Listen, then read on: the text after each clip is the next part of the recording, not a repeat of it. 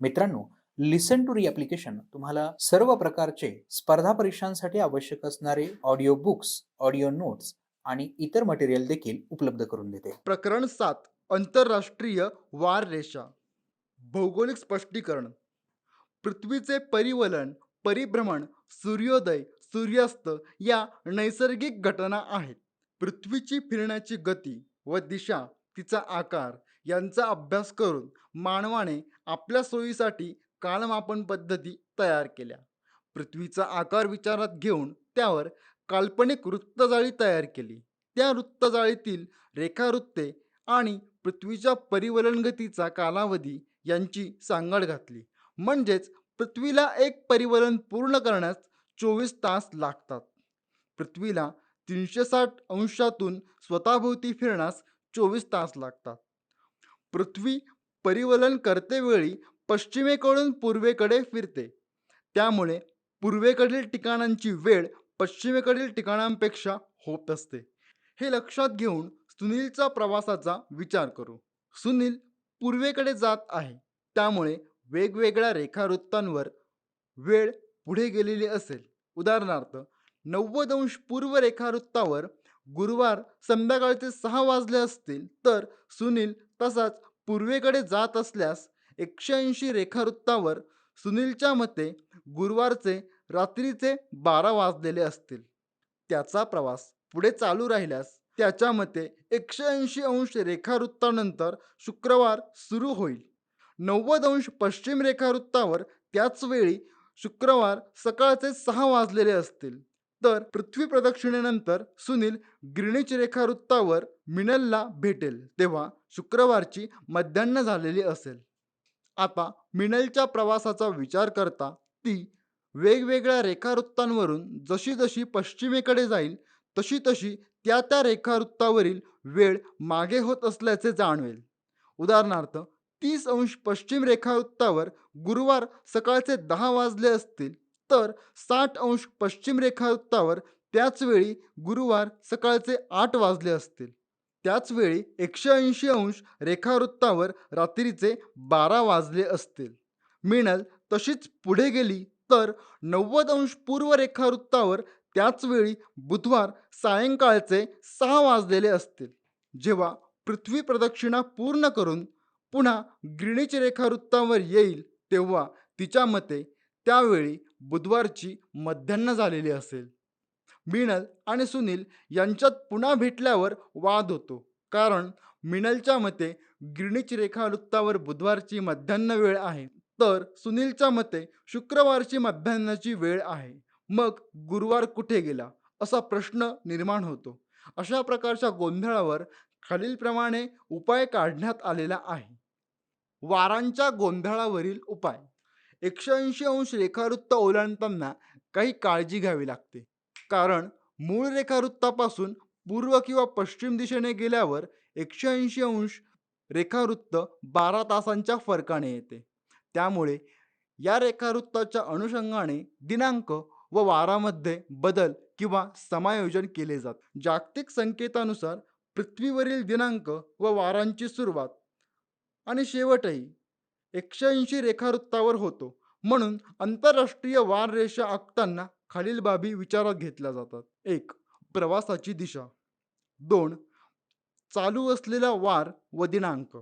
जपानकडून अमेरिकेकडे आंतरराष्ट्रीय वार रेषा ओलांडून जाताना आहे तोच दिवस व तीच तारीख ग्राह्य धरावी लागते. म्हणजेच गुरुवार 25 डिसेंबर असेल तर गुरुवार 25 डिसेंबरच धरावा लागतो. या उलट अमेरिकेकडून जपानकडे आंतरराष्ट्रीय वार रेषा ओलांडून जाताना वार व तारीख एका दिवसाने पुढे न्यावी लागते. म्हणजेच गुरुवार 25 डिसेंबर असेल तर शुक्रवार 26 डिसेंबर ग्राह्य धरावा लागतो. शामराव जपानहून आंतरराष्ट्रीय वार रेषेच्या पश्चिमेकडून 1 तारखेला सोमवारी दुपारी 13 वाजता अमेरिकेला आंतरराष्ट्रीय वार रेषेच्या पूर्वेकडे जाण्यासाठी निघाले. ते 24 तासांचा विमान प्रवास करून अमेरिकेला पोहोचले व तेथील विमानतळावर तारीख व वार पाहिला असता तेथे सोमवार 1 तारखेचे 13 वाजलेले होते. शामराव 5 तारखेला शुक्रवारी दुपारी 12 वाजता अमेरिकेहून जापानला निघाले. ते 24 तासांचा विमान प्रवास करून पोहोचले, तेव्हा तेथील विमानतळावर तारीख व वार पाहिला असता तिथे शनिवार 6 तारखेचे दुपारचे 12 वाजले होते. आंतरराष्ट्रीय वाररेषेच्या अनुषंगाने असे लक्षात घेतले जाते की पृथ्वीवर दिवस आंतरराष्ट्रीय वाररेषेच्या पश्चिमेला सुरू होतो तर पूर्वेला संपतो. 180 अंश रेखावृत्तावर बरोबर रात्री 12 वाजण्याच्या क्षणी एकच वार असतो. तेथून पूर्वेकडे म्हणजेच अमेरिकेची संयुक्त संस्थाने, चिली इत्यादी देशांच्या दृष्टीने वार संपण्याचा क्षण असतो. तर तेथून पश्चिमेकडील म्हणजेच जपान, ऑस्ट्रेलिया इत्यादी देशांच्या दृष्टीने तो वार सुरू होत असतो. आता प्रश्न असा पडतो, 180 अंश रेखावृत्ताच्या अनुषंगाने दिनांक व वार का बदलत नाही? आंतरराष्ट्रीय वाररेषा कशासाठी हवी? आमचे असेच ऑडिओ लेक्चर ऐकत राहण्यासाठी तुम्ही या ऑडिओसोबतच्या लिंकवर क्लिक करून प्ले स्टोअरवरून आपले ॲप्लिकेशन डाउनलोड करू शकता. अमेरिकेच्या UA 840 या विमानाने केलेला प्रवास आपले कुतूहल जागृत करणारा आहे. हे विमान शांघाय, चीन येथून 1 जानेवारी 2017ला निघाले आणि पॅसिफिक महासागर ओलांडून अमेरिकेच्या पश्चिम किनाऱ्यावर सॅन फ्रान्सिस्को येथे 31 डिसेंबर 2016ला पोहोचले. आंतरराष्ट्रीय वाररेषा लक्षात घेऊन वार व तारखेचा उलट प्रवास आपल्याला येथे पाहायला मिळतो. आंतरराष्ट्रीय वाररेषा. आपला 24 तासांचा दिवस हा मध्यरात्री 12 वाजता सुरू होतो. पृथ्वीच्या परिवलनामुळे प्रत्येक ठिकाणी मध्यरात्र वेगवेगळ्या वेळी होते. पृथ्वी गोल असल्याने प्रत्येक ठिकाणाच्या पूर्वेला कोणते ना कोणते ठिकाण असतेच. या पूर्वेकडील ठिकाणी दिवसाची सुरुवात सर्वात अगोदर कोठे होते?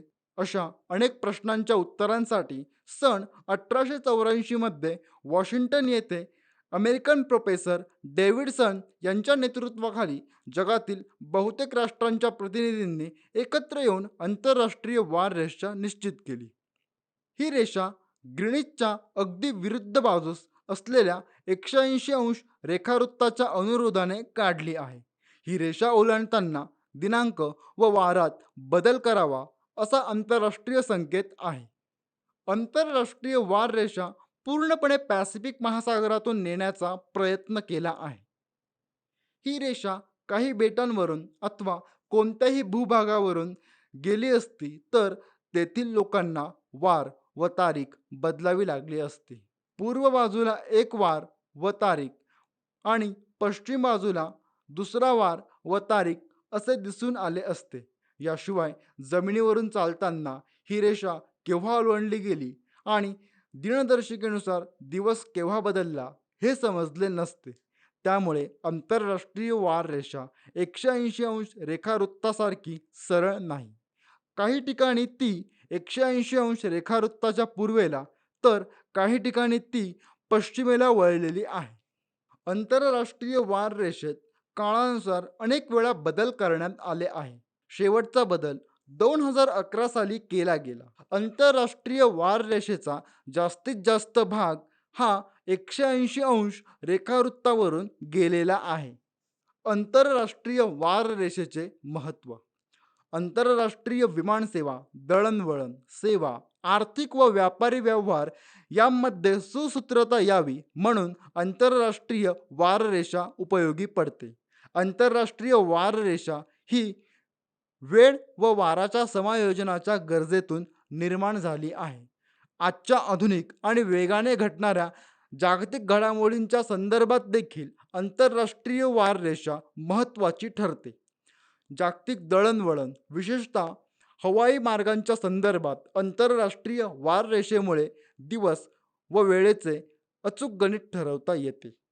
आंतरराष्ट्रीय वाररेषेमुळे वाहतुकीचे वेळापत्रक संपूर्ण जगभर योग्य पद्धतीने सांभाळले जाते. आमचे असेच ऑडिओ लेक्चर ऐकत राहण्यासाठी तुम्ही या ऑडिओसोबतच्या लिंकवर क्लिक करून प्ले स्टोअरवरून आपले ॲप्लिकेशन डाउनलोड करू शकता. प्रकरण 8. अर्थशास्त्राशी परिचय. भौगोलिक स्पष्टीकरण. व्यक्तिगत किंवा कौटुंबिक व्यवस्थापन हे मुख्यतः उत्पन्न व खर्च म्हणजेच आर्थिक घटकांशी संबंधित असते. यातूनच अर्थशास्त्राचा जन्म झाला. अर्थशास्त्र ही संज्ञा ओइकोनोमिया या ग्रीक शब्दापासून बनली आहे. याचा अर्थ कौटुंबिक व्यवस्थापन असा आहे. कौटुंबिक व्यवस्थापन व अर्थशास्त्र यात बरेचसे साम्य आहे. वेळ, पैसा, श्रम, भूमी व साधने यांचा प्रभावीपणे वापर कसा करावा हे अर्थशास्त्रामुळे समजते. विविध साधनांचा वापर करून लोकांच्या अमर्याद गरजा कशा भागवल्या जातात याचा अभ्यास अर्थशास्त्रात केला जातो.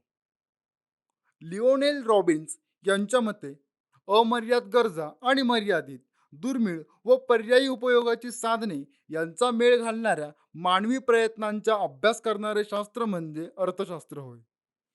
कुटुंबाचे जसे आर्थिक व्यवस्थापन असते तसेच गावाचे, शहराचे, राज्यांचे, देशांचे व जगाचे देखील आर्थिक व्यवस्थापन असते.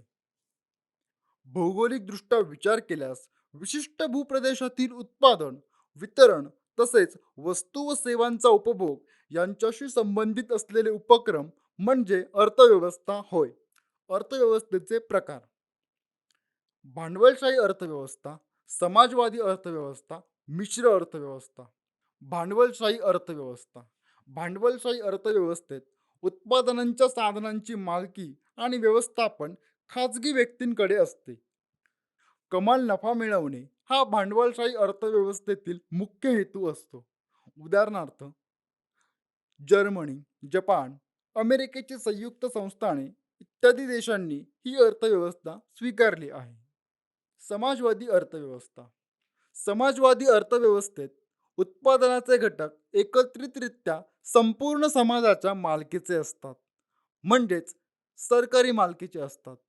सामाजिक कल्याण साधने हा समाजवादी अर्थव्यवस्थेचा मुख्य हेतू असतो. उदाहरणार्थ, चीन, रशिया इत्यादी देशांनी ही अर्थव्यवस्था स्वीकारली आहे. मिश्र अर्थव्यवस्था: या व्यवस्थेत सार्वजनिक व खाजगी क्षेत्रांचे सहअस्तित्व असते. या अर्थव्यवस्थेत नफा व सामाजिक कल्याण यांचा योग्य सहसंबंध राखला जातो. उदाहरणार्थ, भारत, स्वीडन, युनायटेड किंगडम इत्यादी देशांनी ही अर्थव्यवस्था स्वीकारली आहे.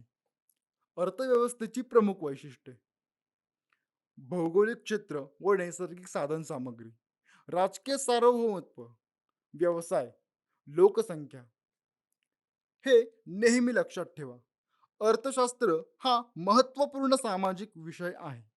विविध व्यवसाय, वित्तपुरवठा, प्रशासन, कायदा तसेच आपल्या दैनंदिन कार्यक्षेत्रात अर्थशास्त्राचा मोठ्या प्रमाणात उपयोग केला जातो. मानवाच्या सामाजिक प्रगतीमध्ये अर्थशास्त्राचे महत्त्व अनन्यसाधारण आहे. माहीत आहे का तुम्हाला, ॲडम स्मिथ यांना अर्थशास्त्राचे जनक मानले जाते. त्यांच्या राष्ट्राची संपत्ती म्हणजेच वेल्थ ऑफ नेशन्स या 1776 साली प्रकाशित झालेल्या ग्रंथात त्यांनी अर्थशास्त्र हे संपत्तीचे शास्त्र आहे अशी व्याख्या केली आहे. अर्थव्यवस्थेचे जागतिकीकरण: सध्याची आर्थिक धोरणे ही अर्थव्यवस्थेला जागतिकीकरणाकडे घेऊन जात आहे. जागतिकीकरण म्हणजेच वैश्विक अर्थव्यवस्थेची निर्मिती होय. वैश्विक अर्थव्यवस्था ही सीमारहित अर्थव्यवस्था असते की जिथे नैसर्गिक साधनसंपत्ती, नफा, सेवा, भांडवल, श्रम आणि तंत्रज्ञानाचा प्रवाह मुक्तपणे देशांच्या सीमापार जात असतो. जागतिकीकरण म्हणजे देशाच्या अर्थव्यवस्थेला जागतिक अर्थव्यवस्थेशी एकरूप करणे होय. यामध्ये मुक्त व्यापार असतो व गुंतवणुकीवरील सर्व बंधने काढून टाकली जातात. अर्थव्यवस्थेची कार्ये: प्रत्येक देशाची अर्थव्यवस्था वेगवेगळी असते. तरीही प्रत्येक अर्थव्यवस्थेची प्रमुख कार्ये ठरलेली असतात. अर्थव्यवस्थेची काही प्रमुख कार्ये पुढीलप्रमाणे आहेत. 1. कोणत्या वस्तूचे किती उत्पादन करायचे याचा निर्णय घेणे. 2. उत्पादन खर्चात जास्तीत जास्त काटकसर करणे. 3. राष्ट्रीय उत्पन्नाचे सामाजिक व आर्थिक न्यायानुसार वाटप करणे. 4. भविष्यातील आर्थिक गरजा भागवण्यासाठी योग्य ती तरतूद करून ठेवणे. 5. उत्पादन कोणासाठी करावे याबाबत निर्णय घ्यावे. अशा प्रकारे अमर्याद गरजा व मर्यादित साधने यांचा मेळ घालण्याचा प्रयत्न अर्थव्यवस्थेत केला जातो. आमचे असेच ऑडिओ लेक्चर ऐकत राहण्यासाठी तुम्ही या ऑडिओसोबतच्या लिंकवर क्लिक करून प्ले स्टोअरवरून आपले ॲप्लिकेशन डाउनलोड करू शकता. प्रकरण 9. व्यापार. भौगोलिक स्पष्टीकरण. आपल्या गरजेच्या वस्तू आणि आपण परिसरातील दुकानामधून, बाजारामधून किंवा मॉल इत्यादी ठिकाणाहून खरेदी करतो. बहुतेक सर्व विक्रेते स्वतः कोणताही माल किंवा वस्तू बनवत नाहीत. त्या वस्तू ते कोठून तरी आणतात. या सगळ्याच वस्तू आपल्या परिसरात तयार होतात असे नाही. या वस्तू अनेक दूरदूरच्या ठिकाणी तयार होतात. घाऊक बाजारपेठ, कारखाने, कृषी उत्पन्न बाजार समित्या इत्यादी ठिकाणाहून या वस्तू प्रथम किरकोळ विक्रेत्यांकडे व पुढे आपल्यापर्यंत पोहोचतात. दैनंदिन जीवनात आपल्या विविध गरजा असतात. या गरजा पूर्ण करण्यासाठी आपण वस्तूंची खरेदी करतो, म्हणजे आपण मागणी करतो. या वस्तूंची मागणी पूर्ण करण्यासाठी वस्तूंचे उत्पादन केले जाते. वस्तूंचा पुरवठा उत्पादक करतो, म्हणजेच घाऊक व्यापाऱ्याला विकतो. अशा प्रकारे एकमेकांच्या गरजा पूर्ण करण्यासाठी वस्तूंची खरेदी व विक्री केली जाते. आपण वस्तूंची खरेदी करणारे ग्राहक असतो. तसेच वस्तूंचे उत्पादन करणारे उत्पादक किंवा विक्री करणारे विक्रेते असतात. ग्राहक व विक्रेते वस्तूंना खरेदी विक्री किंवा देवाणघेवाण करतात. याला व्यापार असे संबोधतात. व्यापार संकल्पना. व्यापार विक्री पुरवठा मागणी खरेदी. व्यापार ही एक महत्त्वाची आर्थिक क्रिया आहे. समाजातील लोकांचे आर्थिक जीवन एकमेकांवर अवलंबून असते. कोणताही प्रदेश किंवा देश स्वयंपूर्ण नसतो. लोकांच्या गरजा पूर्ण करण्यासाठी दोन प्रदेशांदरम्यान व्यापार होणे गरजेचे असते. प्रत्येक प्रदेशाची भौगोलिक परिस्थिती वेगवेगळी असल्याने प्रत्येक प्रदेशात विशिष्ट वस्तूंचे उत्पादन होत असते. ज्या ठिकाणी एखाद्या वस्तूची कमतरता असते तेथे त्या वस्तूला मागणी असते. ज्या ठिकाणी वस्तूचे उत्पादन अतिरिक्त होते तेथून त्या वस्तूचा पुरवठा होतो. अशा प्रकारे अतिरिक्त उत्पादन असणाऱ्या प्रदेशाकडून तुटवडा असलेल्या प्रदेशांकडे वस्तूचा मागणीनुसार पुरवठा होत असतो. उदाहरणार्थ, जम्मू काश्मीरमध्ये होणारे सफरचंदाचे उत्पादन भारतातील इतर राज्यात मागणी असलेल्या ठिकाणी पाठवले जाते. माहीत आहे का तुम्हाला?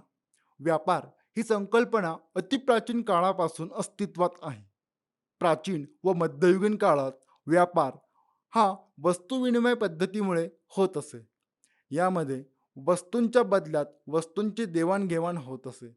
श्रमाच्या मोबदल्यात धान्य किंवा धान्याच्या मोबदल्यात तेल, मीठ, मध, दूध इत्यादी पदार्थांची देवाणघेवाण होत असते. या व्यापारात चलनाचा व्यापार होत नव्हता. घरातील जुन्या कपड्यांच्या मोबदल्यात भांडी, डबे देणारे व्यावसायिक आजही दिसतात.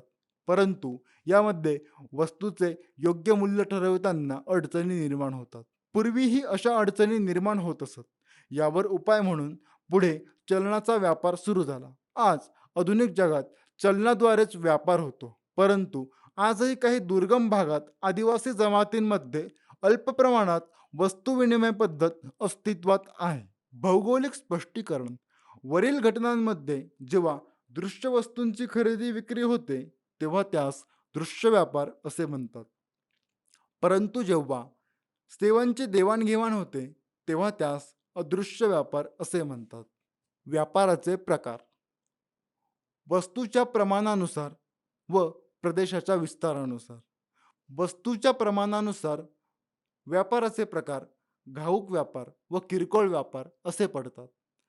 तसेच प्रदेश विस्तारानुसार व्यापाराचे प्रकार हे देशांतर्गत व्यापार, आंतरराष्ट्रीय बहिर्गत व्यापार असे पडतात. 1. वस्तूच्या प्रमाणानुसार. वस्तूच्या संख्येच्या प्रमाणानुसार घाऊक व्यापार व किरकोळ व्यापार असे दोन प्रकार पडतात. घाऊक व्यापार. व्यापारी मोठ्या प्रमाणावर मालाची खरेदी करतात. उत्पादकाकडून ही खरेदी थेट केली जाते. खरेदी केलेल्या मालाची विक्री देखील मोठ्या प्रमाणावर किरकोळ व्यापाऱ्यांना केली जाते. त्यावेळेस होणारा व्यापार म्हणजेच घाऊक व्यापार. कारखानदार, शेतकरी इत्यादींकडून घाऊक व्यापारी मोठ्या प्रमाणावर मालाची खरेदी करतात. उदाहरणार्थ आंब्याचे किंवा संत्र्याचे बागायतदार बागेतील संपूर्ण उत्पादन घाऊक व्यापाराला विकतात. किरकोळ व्यापार, मोठ्या घाऊक व्यापाऱ्यांकडून माल घेऊन व्यापारी थेट उपभोक्त्याला विकतात. अशा व्यापारास किरकोळ व्यापार असे म्हणतात. त्यामध्ये वस्तूचे प्रमाण कमी असते. उदाहरणार्थ किरकोळ विक्री असणारे दुकानदार, मंडईमधील भाजी विक्रेते इत्यादी. आमचे असेच ऑडिओ लेक्चर ऐकत राहण्यासाठी तुम्ही या ऑडिओसोबतच्या लिंकवर क्लिक करून प्ले स्टोअरवरून आपले ॲप्लिकेशन डाउनलोड करू शकता. प्रदेश विस्तारानुसार मालाची खरेदी विक्री ही विविध स्तरांवर होत असते. त्यानुसार स्थानिक, विभागीय व राष्ट्रीय, आंतरराष्ट्रीय असे व्यापाराचे प्रकार होतात. प्रदेश विस्तारानुसार मालाची खरेदी विक्री विविध स्तरांवर होत असते. त्यानुसार स्थानिक, विभागीय, राष्ट्रीय व आंतरराष्ट्रीय असे व्यापाराचे प्रकार होतात. देशांतर्गत व्यापार किंवा अंतर्गत व्यापार. देशांतर्गत व्यापार म्हणजेच अंतर्गत व्यापार. एकाच देशातील वेगवेगळ्या प्रदेशांमध्ये हा व्यापार होतो. देशाचा आकार, साधनसंपत्ती, उपलब्धता, विविधता आणि वितरण यांचा परिणाम प्रामुख्याने देशांतर्गत व्यापारावर होतो. लोकसंख्येचे प्रमाण, वाहतूक, संदेशवहन सुविधा, लोकांचे राहणीमान, विपणन व्यवस्था यांचाही परिणाम देशांतर्गत व्यापारावर होत असतो. भारतात भौगोलिक घटकातील विविधता आणि जास्त लोकसंख्या या घटकामुळे अंतर्गत व्यापार मोठ्या प्रमाणात होतो. अंतर्गत व्यापाराच्या विकासावर देशाचा विकास अवलंबून असतो. आर्थिक विकास जास्त असेल तर व्यापारही जास्त असतो, म्हणजेच हा संबंध धनात्मक असतो. आंतरराष्ट्रीय व्यापार म्हणजे एका देशाचा इतर देशांशी होणारा वस्तू व सेवा यांचा विनिमय होय. काही देशांमध्ये विशिष्ट वस्तूंचे अतिरिक्त उत्पादन होते. ते मागणी असलेल्या देशांकडे पाठविले जाते. यातूनच आंतरराष्ट्रीय व्यापाराची सुरुवात होते. आंतरराष्ट्रीय व्यापार जेव्हा दोन देशांमध्ये होतो तेव्हा त्या व्यापाराला द्विपक्षीय व्यापार असे म्हणतात. जेव्हा आंतरराष्ट्रीय व्यापार दोनपेक्षा अधिक देशांदरम्यान होतो तेव्हा त्या व्यापाराला बहुपक्षीय व्यापार असे म्हणतात. काही देश त्याच्या गरजेपेक्षा जास्त वस्तूचे उत्पादन करतात. उदाहरणार्थ सौदी अरेबिया, कुवेत इत्यादी देशांमध्ये होणारे खनिज तेल उत्पादन, कॅनडा, संयुक्त संस्थाने इत्यादी देशातील गहू उत्पादन हे उत्पादन मागणी करणाऱ्या देशांना पुरवले जाते. आयात व निर्यात. आयात व निर्यात या आंतरराष्ट्रीय व्यापारातील मूलभूत क्रिया आहेत. जेव्हा एखादा देश आपल्याकडे कमतरता असलेल्या वस्तू किंवा सेवा इतर देशांकडून विकत घेतो तेव्हा त्या क्रियेला आयात असे म्हणतात. जेव्हा एखाद्या देशात गरजेपेक्षा जास्त उत्पादन केले जाते आणि ते उत्पादन गरज असलेल्या देशांना विकले जाते तेव्हा त्या क्रियेला निर्यात असे म्हणतात. व्यापार संतुलन. एखाद्या देशाच्या विशिष्ट काळातील आयात व निर्यात मूल्यांमध्ये असलेला फरक म्हणजेच व्यापार संतुलन होय. व्यापार संतुलनाचे दोन प्रकार पुढीलप्रमाणे आहेत. जेव्हा आयातीचे मूल्य हे निर्यातीच्या मूल्यापेक्षा जास्त असते तेव्हा ते प्रतिकूल व्यापार संतुलन होय.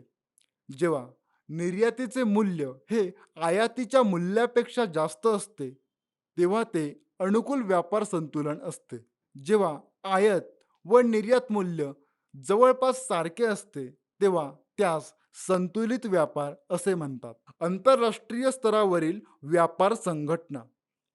आंतरराष्ट्रीय व्यापाराची प्रक्रिया स्थानिक स्वरूपाच्या व्यापारापेक्षा गुंतागुंतीची असते. हा व्यापार दोन किंवा अधिक देशांदरम्यान होतो. या व्यापारावर देशांमध्ये असलेली अर्थव्यवस्था, सरकारी धोरण, बाजारपेठ, कायदे, न्यायव्यवस्था, चलन, भाषा इत्यादी घटकांचा परिणाम होत असतो. देशादेशांमधील परस्परांचे राजनैतिक संबंध यामुळे सुद्धा आंतरराष्ट्रीय व्यापारावर परिणाम होतात. काही वेळेस व्यापार प्रक्रियेत अडथळ्यांमुळे परस्पर संबंध व सलोख्यावर विपरीत परिणाम होतात. हे टाळण्यासाठी आंतरराष्ट्रीय आर्थिक व व्यापारी संघटनांची गरज निर्माण झाली. आमचे असेच ऑडिओ लेक्चर ऐकत राहण्यासाठी तुम्ही या ऑडिओसोबतच्या लिंकवर क्लिक करून प्ले स्टोअरवरून आपले ॲप्लिकेशन डाउनलोड करू शकता. भिन्न आर्थिक स्तर असलेल्या देशांमध्ये होणारी व्यापार प्रक्रिया सहज व न्यायपूर्ण व्हावी या हेतूने काही आंतरराष्ट्रीय आर्थिक संघटना निर्माण झाल्या. या व्यापार संघटना आंतरराष्ट्रीय व्यापार वृद्धी व सुलभतेसाठी कार्य करतात. त्यातील काही संघटनांची माहिती पुढील कोष्टकात दिली आहे. जगातील काही आर्थिक संघटना. 1. जागतिक व्यापार संघटना WTO अर्थात वर्ल्ड ट्रेड ऑर्गनायझेशन. याची सदस्य संख्या 164 व याचे मुख्यालय जिनिव्हा, स्वित्झर्लंड देशात आहे.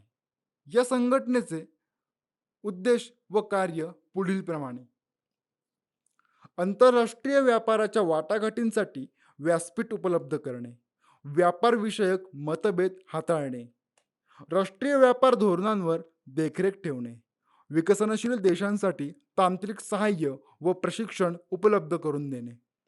2. युरोपियन संघ EU, युरोपियन युनियन. सदस्य देशांची संख्या 28. याचे मुख्यालय ब्रुसेल्स, बेल्जियम या देशात आहे. या संघटनेचे उद्देश व कार्य हे पुढीलप्रमाणे आहे. या संघाने युरोपातील विविध सदस्य देशांत एकत्रित बाजार प्रणाली विकसित केली आहे. युरोपामध्ये वस्तू, सेवा व भांडवल यांचा मुक्त संचार होणे हे उद्दिष्ट आहे. समुदायातील सर्व देशांनी वस्तूंची देवाणघेवाण करताना सर्व वस्तूंवरील जकात रद्द केली आहे. सभासद देशांकरता युरो चलन निश्चित केले. 3. ओपेक संघटना organization of petroleum exporting countries. सदस्य देशांची संख्या 13. याचे मुख्यालय व्हिएन्ना, ऑस्ट्रिया देशात आहे. याचे उद्देश व कार्य हे पुढीलप्रमाणे: खनिज तेलाच्या आंतरराष्ट्रीय व्यापारावर नियंत्रण ठेवणे, सदस्य देशांतील तेल उत्पादने व दराचे नियंत्रण करणे, तेल निर्यातीमध्ये सुसूत्रता राखणे. 4. सार्क संघटना SAARC South Asian association for regional cooperation. सदस्य देशांची संख्या 8. मुख्यालय काठमांडू, नेपाळ या देशात. उद्देश व कार्य: दक्षिण आशियातील देशांच्या समान समस्या ओळखून त्यावर समाधानकारक तोडगा काढणे, सदस्य देशांतील सामाजिक कल्याण, जीवनमान उंचावणे आणि प्रादेशिक सहकार्य उंचावणे, दक्षिण आशियातील अशांतता दूर करणे. 5. आसियान संघटना association of south east ASEAN nations. सदस्य देशांची संख्या 10. याचे मुख्यालय जाकार्ता, इंडोनेशिया या देशात आहे.